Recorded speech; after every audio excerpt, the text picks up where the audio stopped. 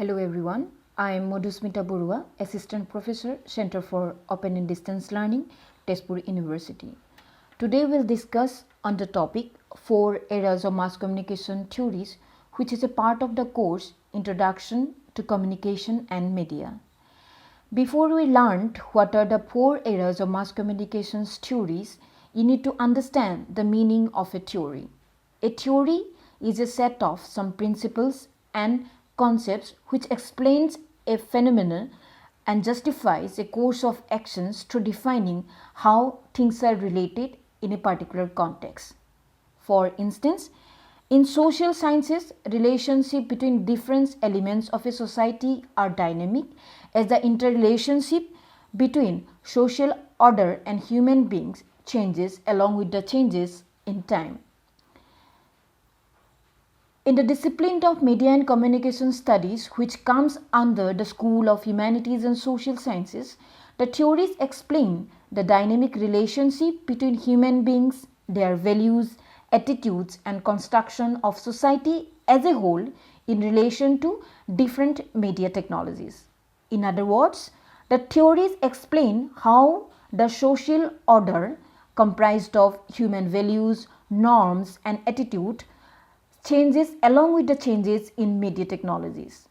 The paradigm shift in the mass communications theories is a result of the changing media technologies and also changing role of audience in consuming media content. Here, paradigm shift implies changes in the approach of explaining and understanding a particular phenomenon within a socio-cultural context. For instance, in the discipline of Media and Communication Studies, the paradigm shift describes the changes in the process of understanding the relationship between media and audience. Thus, mass communications theories can be categorized into 4 eras, including the era of mass communication society, era of mass society theory, era of limited effect perspective, thirdly, the era of critical and cultural studies, and the fourth is meaning making perspective.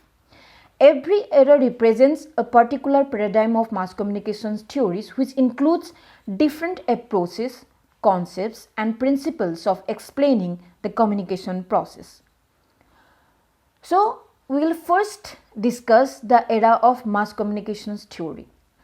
The fundamental principles of this era of mass communications theories is based on the idea that media is powerful and can directly influence the audience.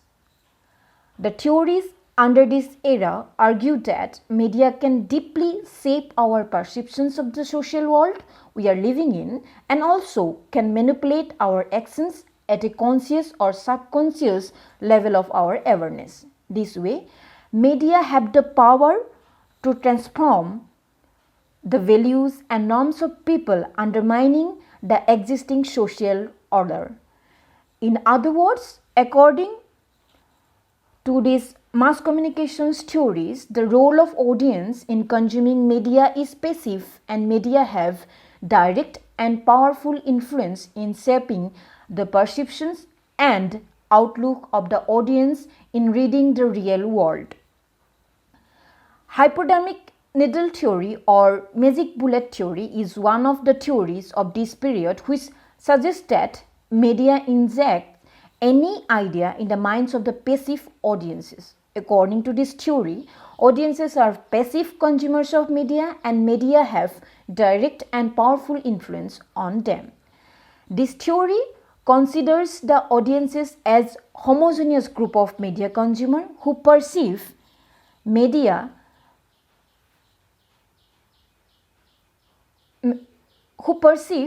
messages identically. In the later era of mass communication theory, this notion was questioned by different scholars and a new perspective was developed, that is limited effect perspective. The second era of mass communications theories is limited effects perspective. This limited effects perspective is opposite to the assumptions of mass society theories. The theory was developed by Paul Lazarsfeld during late 1930s and early 1940s. And according to him, media have limited effects on audience. Lazarsfeld conducted scientific research to establish the principles that there are some intervening factors which limit the direct influence of media on the audience.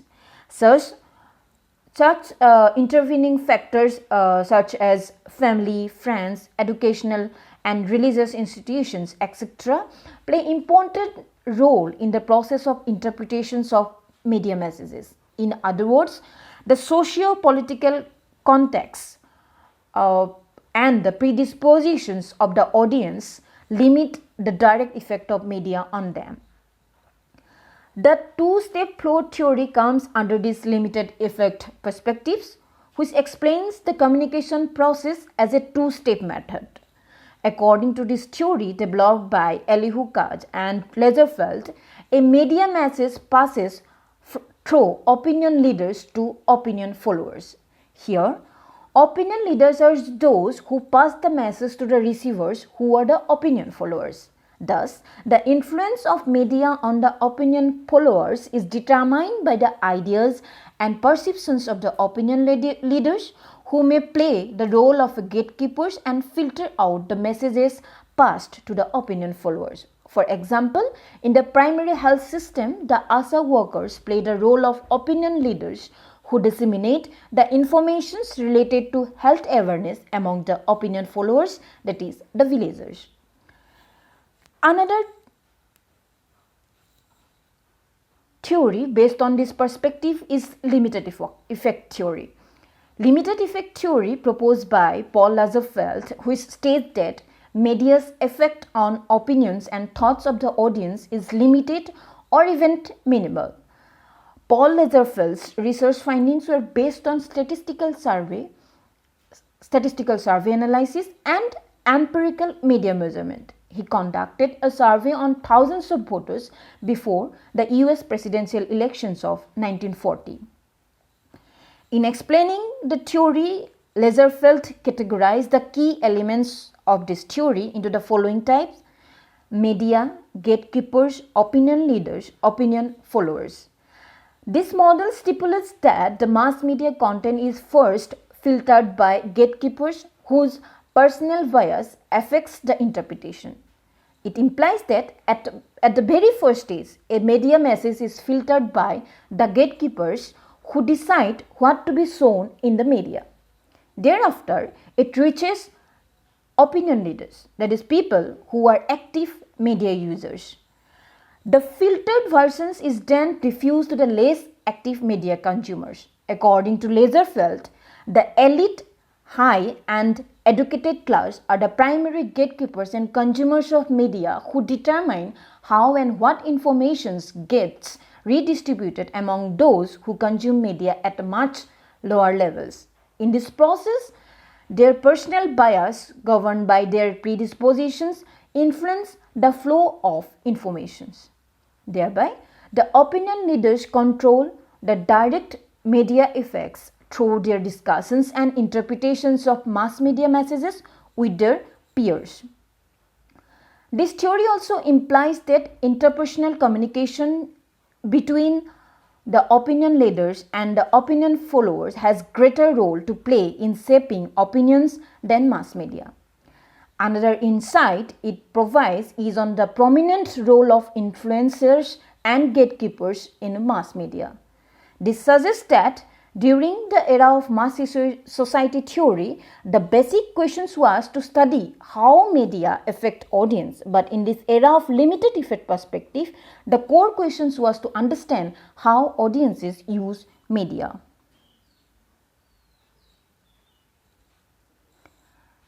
The third era of mass communications theories is critical and cultural studies theories.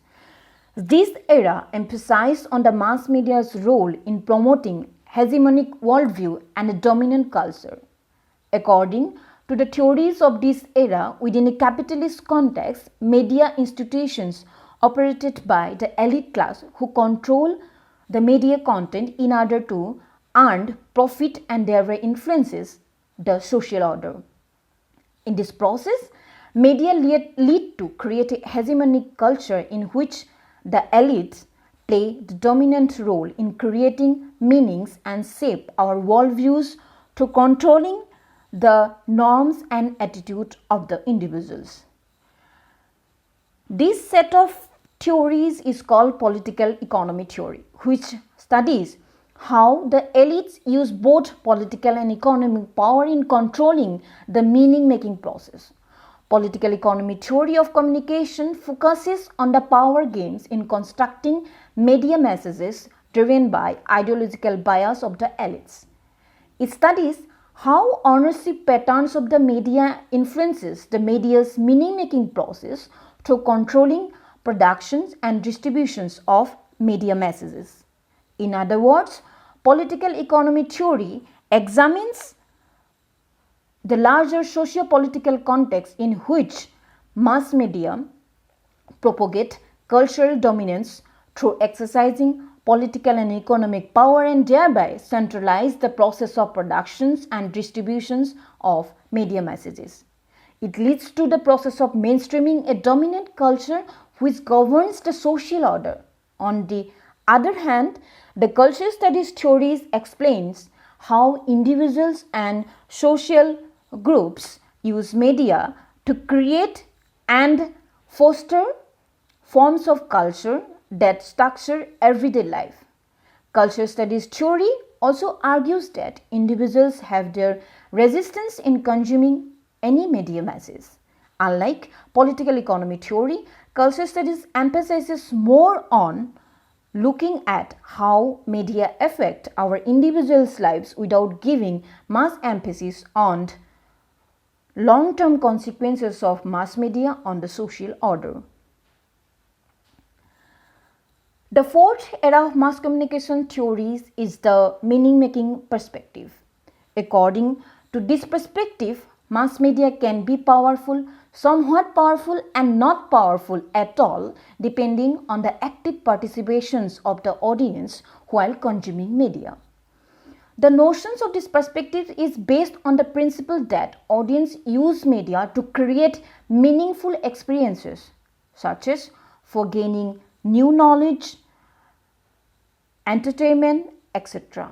Audiences have more control over media and can make the media to serve their purposes. This meaning-making perspective focuses on understanding the influence of media in the way how the audience comprehend the social order and also develop meanings from their experiences in the real world. Uses and gratifications theory is one of the examples of meaning-making perspective. The uses and gratifications theory assumes that audiences actively seek out media to satisfy individual needs. With these assumptions, the uses and gratifications theory looks to answer three questions. What do people do with the media? What are their underlying motives for using the shared media? And what are the pros and cons of this individual media use? The use of the mass media are dependent on the perceptions, selectivity and previously held beliefs, values and interests of the people. Gratifications refers to the rewards or satisfactions people derive after media use. There are different kinds of uses and gratifications that an audience may derive from using media, such as cognition, diversion, social utility, etc. Cognitive or cognitions refers to that gratification which is the act of searching for information to gain new knowledge through using media. On the other hand, diversion includes those activities which includes use of media for getting relief from boredom, relaxations, etc. On the other hand, audiences also use media to get social utility in terms of social interactions with others, that is family, friends, etc. In this video, I have tried to give you an understanding of the changing perspective of mass communication theories, and I hope this video going to help you in understanding the evolutions of mass communications theory. Thank you for listening.